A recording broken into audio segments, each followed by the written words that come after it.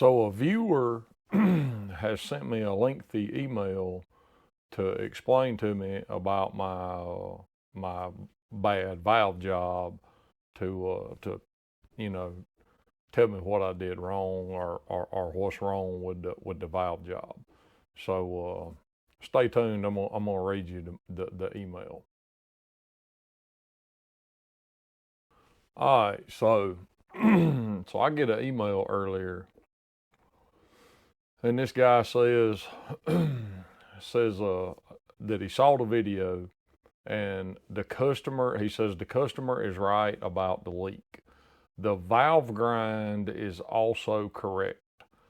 Problem: valve stem run out, valve slap. And then in quotes, he says stem of valve is no longer center to the seat.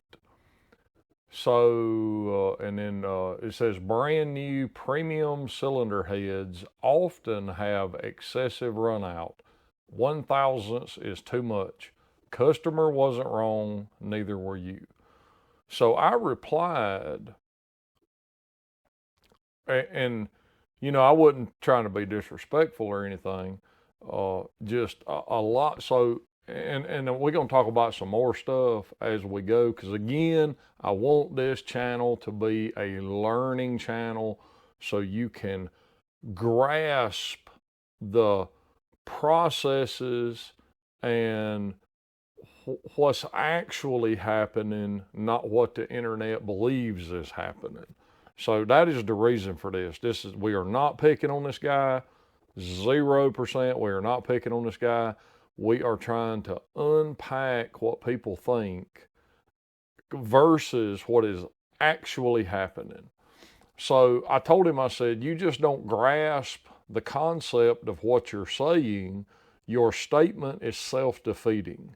And I'm going to explain why that is. So he believes, and the reason that I know that he doesn't understand what he's talking about is what he said. So what he is describing, and again, I'm taking some liberties of reading his mind, but I feel pretty confident that I understand what he thinks he's saying, but what he thinks he's saying and what he's saying are two totally different things. So he says that the stem of the valve is no longer center to the seat. Well, the problem is the center of the valve, the seat is determined by the sealing surface on the valve. So should have said is the valve face and the stem are not concentric. But that's not what he's talking about. But that's what he said. All right. But we know that's not the case. And the reason that we know that's not the case is because when I lightly, and you've seen it on film, when I lightly lapped the valve, I mean, just a couple of jiggas with my hand, no machine, no 30 minutes, none of that crap. And you seen a perfect pattern, 360 degrees of the valve face and the valve seat. You seen the pattern. It touched all the way around. So if the valve face and the stem were not concentric, or, which I believe is what he's trying to say, the valve guide.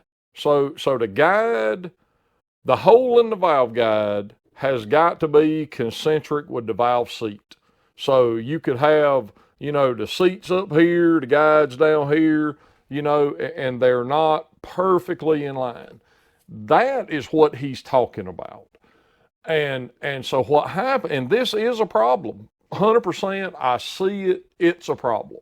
So what happens is people's tooling, their machines, whatever is wore out, jacked up, and it's relatively easy with junk equipment to make a seat that's out of round. So generally you see it from uh, carbide cutter type machines. When people do a valve job in like a SERDI, or they do it in a milling machine with the head, on some kind of fixture, and a ball cutter, like the 3D ball. Some of you know what I'm talking about, some of you don't. And we'll do some videos on it, and Jim's Automotive Machine, I can't remember the kid's name. They got a great channel. Jamsy Online is how they say it. They got a super good channel, and he shows a lot of valve jobs into SERDI with carbide cutters, exactly what I'm talking about. And you will notice that if you watch some of his valve job videos, he talks about the valve guide clearance to the pilot. So there's a pilot that locates the cutter. Shoot, let's just go look at one. Let's walk over here to the SERDI, and I'll show you the cutter and how that works before I read the rest of this. So here's the SERDI, and if we can get this thing to turn. All right, so we've got, so this pilot is made out of carbide, and we got this profile cutter that will cut the whole entire seat profile at one time.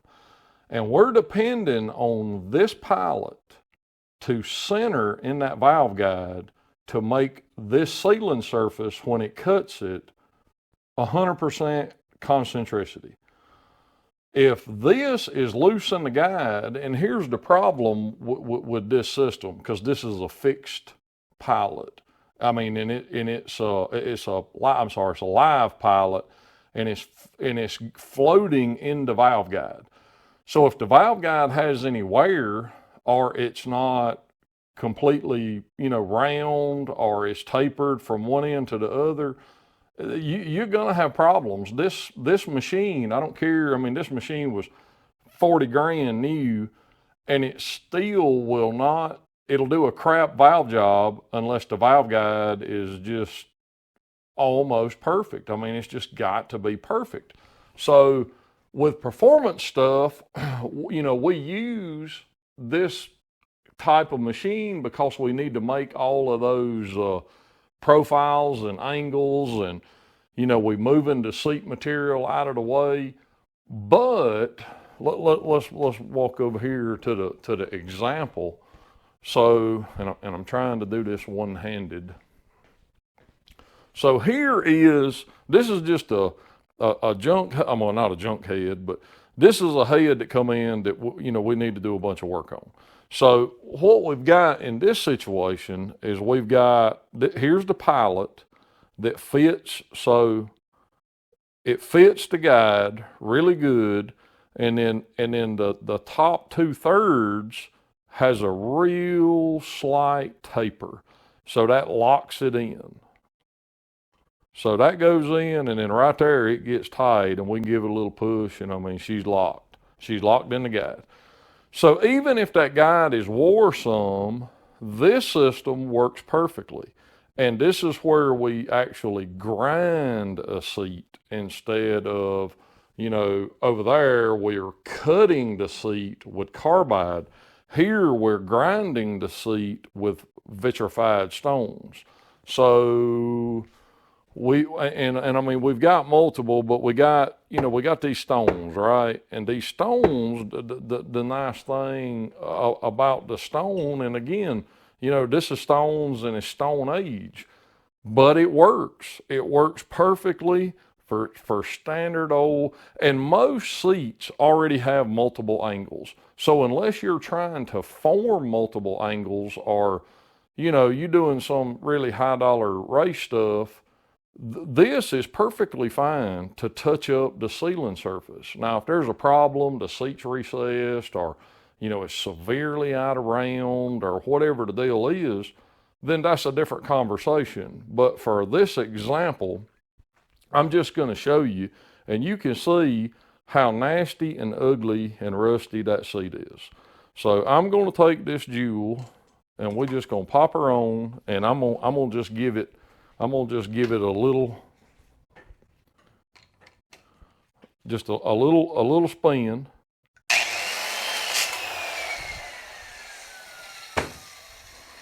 It's a little tough one-handed here. Now, you see, just that little bit. We got 360 degrees. The width is not big, nothing goofy. But now over here, I can see some pitting. So, and I mean, this head's going to get a carbide valve job. This is for a crate motor, so it's going to get some real work. But this is just an example. So what could have happened in a different episode is, let's take, for instance, I think this will, yep. So see this, it's loose. I can shake it around, it's loose. So if somebody was to use this and, just with their hand push one way or the other, we could move the seat this way or this way, whatever. And now the guide and the seat diameter would not be in line, concentric. So that's what the guy's talking about. And if you are in the LS world, then you know about the LS7 valve guide problem.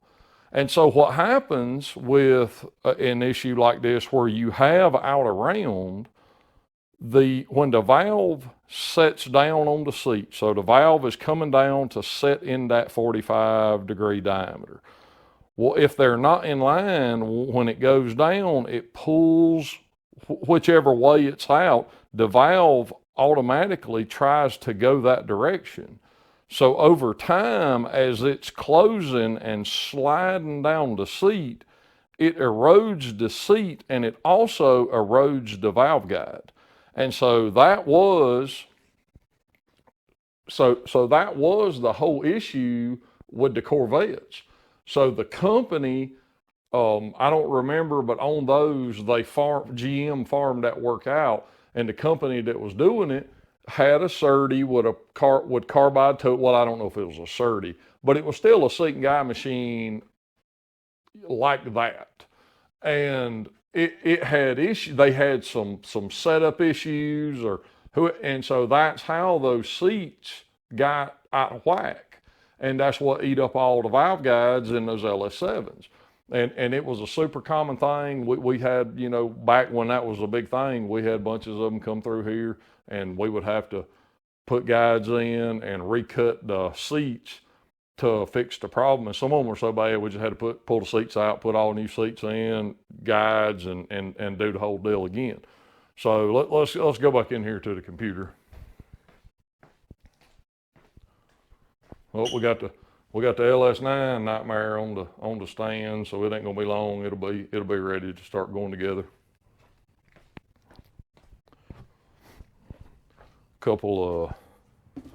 There's a couple of $4,000 a piece billet Weinberg Pro Stock Harley crankshafts that we're fixing to balance.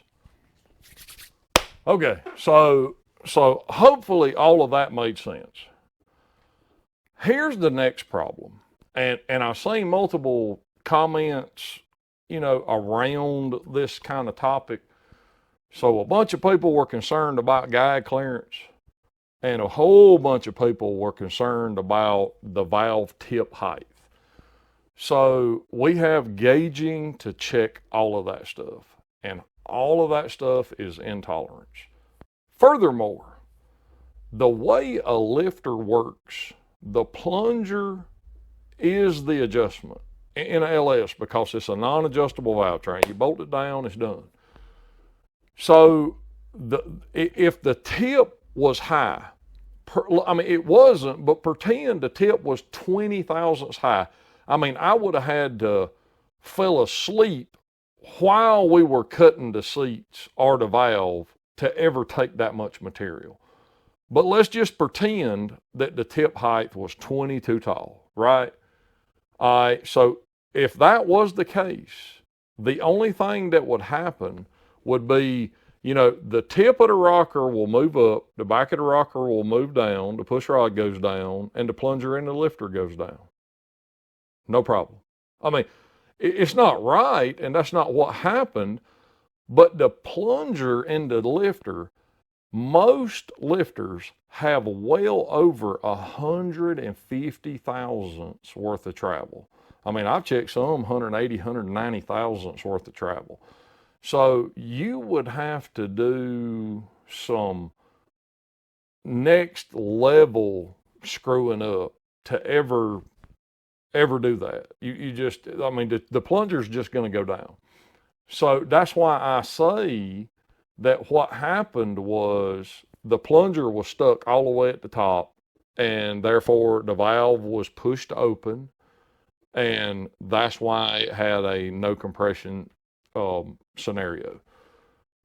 Because we all seen that there's no issue exists. The valve sealed. And so, and a point I want to make is that a lot of people, well, I mean, not a lot of people, but I've seen a couple of comments about, well, it might take a little while for the fluid to start leaking. It doesn't matter. It's a moot point. And here's for instance, V6 Chevrolet minivans and the cars, a bunch of them, the 3.3, 3.4, 3.1 V6s. Man, we used to see them heads dump truckloads at a time. And a lot of these, cheap car lot type mechanics, they'd be like, just surface them, no, don't do a valve job, just surface them. And we don't do work like that, but some people, we hadn't ever done anything for them before, and we just have to tell them, But we would check some of that stuff just for giggles. And the exhaust valves, especially the center two, man, they would be leaking like a sieve. I mean, you could pour just water. I mean, not even nothing thin like mineral spirits. I mean, you could just pour water in the port, because we'd see it when we would wash the heads, because we don't put greasy heads in our equipment. So we throw the heads in the spray washer, run them through, and when we'd get done, it'd have water in the ports, and you could just see it, well, cleaner, but it would just be running by the exhaust valve. And they run no problem. So the point is, I mean, it would take such a massive leak to have a no compression situation that Ray Charles would be able to see the leak. Do you hear what I'm telling you? So just a little few drips or even a T90 stream would not skip. It just won't skip. Now, is it right? No. Should it be fixed? Absolutely. But I'm telling you, it won't skip, and you won't see it on a compression gauge. You'll see it on a leak down test, but you won't see it on a compression gauge. The cycle happens so fast. I mean, it's just, right, it's an engine. I mean, it's moving. And the valve events happen really fast. And for you got to have time for leakage. And baby, they ain't no time. So it's happening quick, fast, in a hurry. So a little bitty T90 leak it's just not a big deal. So back to the comment. So he says a thousandths run out is too much. Well, I'm telling you right now that there is almost no rigid carbide type seat and guide machine that you can cut a seat and have less than a thousandths run out. It ain't happening. I don't care if you bought your heads from the baddest mofo in town. It ain't happened. We have checked tons and tons of seat run out, and if you are a thousandths or less, I mean, it is freaking next level stuff. I can do less than a thousandths grinding a seat, but carbide and almost because of speed, most people are cutting seats with carbide in a SERDI type machine. Some machines are better than other machines. Some operators are better than other operators, but a thousandths run out will pass the vacuum test all day long, and almost everybody is doing it with a vacuum test. They're not checking it with liquid.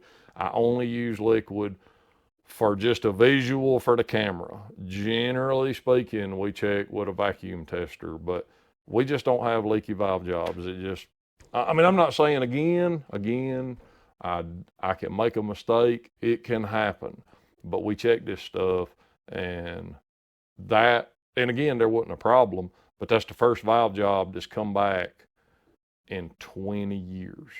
20 years. Zero comebacks on a valve job. It just, so I said what I said, and he got his feelings hurt. Again, not my intention. But he sends me an essay, and the essay says that he appreciates my insult. Well, I didn't insult. I just stated some facts. There was no insult. So he says, having dealt with your situation many years ago, I met your type of thinking before, beginning with myself. I saw the problem when you removed the valve, half moon shadow in the seat. And I thoroughly believe that the shadow on the seat was from it hanging open and combustion gases going by it and the valve trying to shut. Because again, when the valve is hanging off the seat, I don't care if you got a brand new cylinder head and the valve guide clearance is perfect. You can wiggle the valve. The guide has clearance. It has to be able to move. It's just how life is. If it wouldn't move, then as soon as it got hot, the valve would just lock down in the guide, and that'd be the end of your story. So, so when you just hang it off the seat, the rocker and the spring is going to let it go one way or the other. It's just not going to hover perfect concentricity. It just don't work that way. So I feel confident that that's what that little black was that we seen in the seat. And again, we lapped it, and immediately, that those faces were perfect, no deviation in the seat. So again, it's a moot point. So he says, with the technology you have in your shop, you should be able to work it out. Well, I did. There was nothing to work out. The valve job's perfect. There's no issue with the cylinder head. I've done 2,000 of them just like that one. There's no issue. There is no issue again. Um, and he goes on to say, but I promise you, you will discover how little it takes to destroy a good valve job.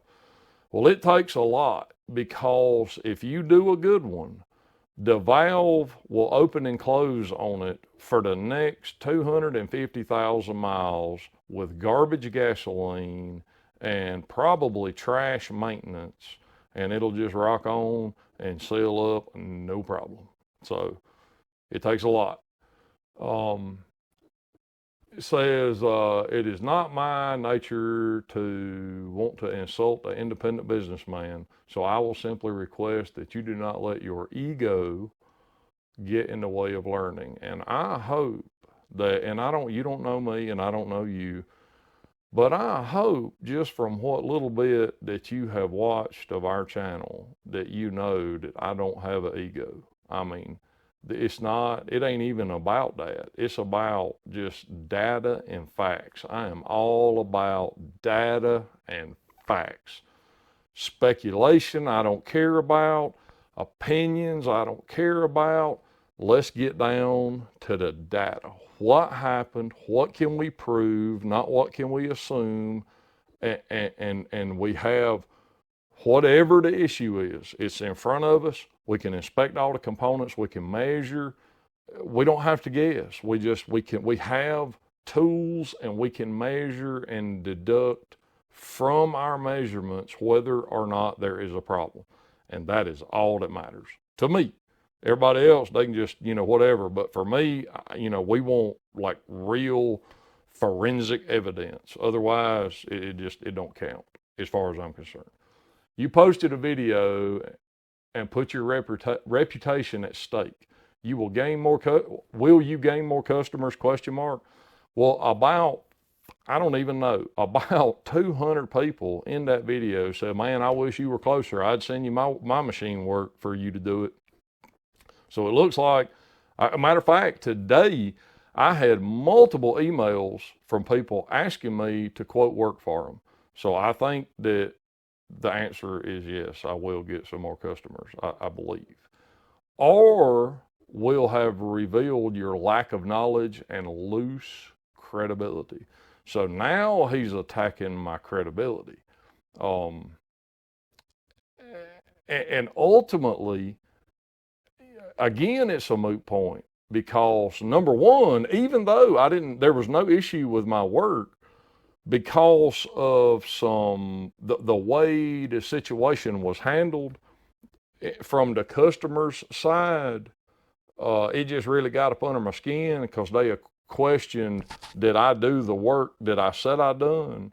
So that really got up under my skin. And, you know, the only thing you have is your reputation and the quality of work you do. And we hold both of those in a very high regard.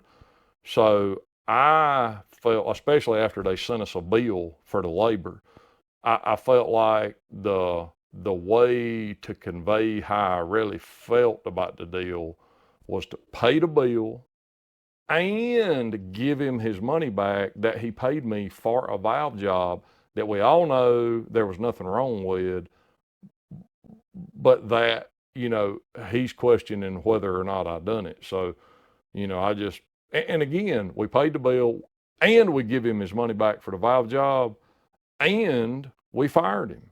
So no longer can he get anything done here at this facility. And so, and again, this didn't happen, but even if, you know, I still paid and took care of the situation, even though the situation didn't have anything to do with me. So I don't know how we get loose credibility. I don't know what more you could ask for in this situation. And then he said, I would suggest that rather post videos, search out your better on YouTube who have posted exactly what I have mentioned to you. I don't know, that's bad wording. I'm assuming he's saying that I should look up people on YouTube that's smarter than me so I can learn how to do a valve job. That's what I take out of that. But it didn't, it just, the verbiage ain't right. And then he tells me that I should take the video down till I can prove this guy wrong. I mean, like I got something to prove to this guy. I mean, I don't know. That's a little odd. The stem and seat are no longer center. Take care. So, you know, but again, we know that's not the case because the video evidence debunks that statement. And another thing in the comments that I seen a bunch is people asking about the valve stem seal. And this is a question that comes up all the time. Even here, people ask all the time about valve stem seals. Let me tell you how it was back in the 70s, well, late 70s, 80s. When I first, it was like probably late 80s when I really started fooling with some hot rod stuff, early 90s. And when I was a kid, I worked at a machine shop. And, you know, it was just kind of a flunky type machine shop, but it was a good learning experience. And we built some, you know, little hot rod stuff. We didn't even use valve seals. We didn't even put valve seals at all on performance stuff. Valve seal, throw that in the trash. The guide needs oil. You know, the guide needs oil. We don't want to stop the oil from getting to the guide and lubricating it. So we don't even put seals on. The only thing that happens when a seal is not present, sorry, the camera went dead and I had to swap and get another one. But so valve seals, the guide only has, you know, a guide with the correct clearance is only going to have 1/1000 or so of clearance. So the amount of oil getting by the stem is just minute. And on the exhaust side, nothing's getting by. The exhaust gas is blowing it back up. So, Nothing's happening over there. So really, the only thing in most engines now, there's some where some of the bucket stuff where the stem is actually submerged in oil. So without a seal, now it could create some more issues. But for the most part, this V8 stuff, I'm telling you, you just throw the seals away and it wouldn't make no difference. Matter of fact, I had a LS3 Camaro deal come in for a shop over in Toccoa, and somebody else had put some, of course, everybody puts Deal Springs on a little baby cam. Had this big old honking Deal Spring kit on, and they got the little press-on seals, and it's hard to get them on if you don't got the right tool. And so they didn't get them all down, or they come up off the guide, and the retainer had just murdered half of the seals. I mean, they was just seal body pieces all in the head. So probably 70% of the seals wasn't even on. And this was a late model, like a 2010, 2012 Camaro. And they've been driving it every day, no problem. Nobody had any idea that the seals were MIA. And then when I pulled the heads apart, I seen all the seals, beat up and gone and all of that. So seals are almost never the problem. And generally speaking, if you do have a problem, it'll be just a teeny tiny little puff of smoke right when you crank it up when it's cold. And outside of that, me, you, or anybody else will never know that a seal is missing or bad. Now, when you get a real issue is if you have excessive valve guide wear, then the oil can get down the guide and create an issue. But some more smoking. But for if your engine is smoking and it's not going to be a valve guide problem. If it's smoking when it's running, going down the road, it's not going to be a valve guide problem. So you can put that out of your mind. And I guess, so I hope that some of those points like sink in and make sense to why, where, and how, because, there's so much fantasy on the internet. It's just, there is so much stuff out there, people speak with authority, well, it's this, or, I had this happen. And I mean, good for you, but that's not, just cause something happened and you think it was X doesn't make it so. And we can't make everybody happy all the time, but there's some background stuff that you don't know that I do know, why I 100% already knew they wasn't a problem when the head got here. I just, again, but that's part of the story that doesn't, it's not pertinent. But again, what is pertinent is that we all seen it in its sealing, and the amount of leak that it would take to create the condition of no compression is just astronomical. It takes a big leak. So anyway, I hope that clears up a few things in the comment section, because there's so many comments I can't answer them all. I suck at typing anyway, and it's just easier to make a 15, 20, 30-minute video and try to answer the bulk of some of the responses that may or may not need some attention.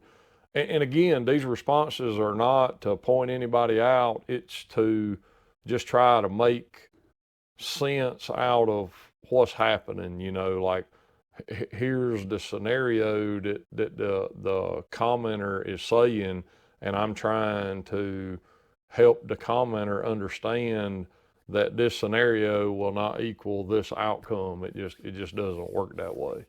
So anyway, all right, hope that helps. I apologize to this guy if he took what I said the wrong way and was offended.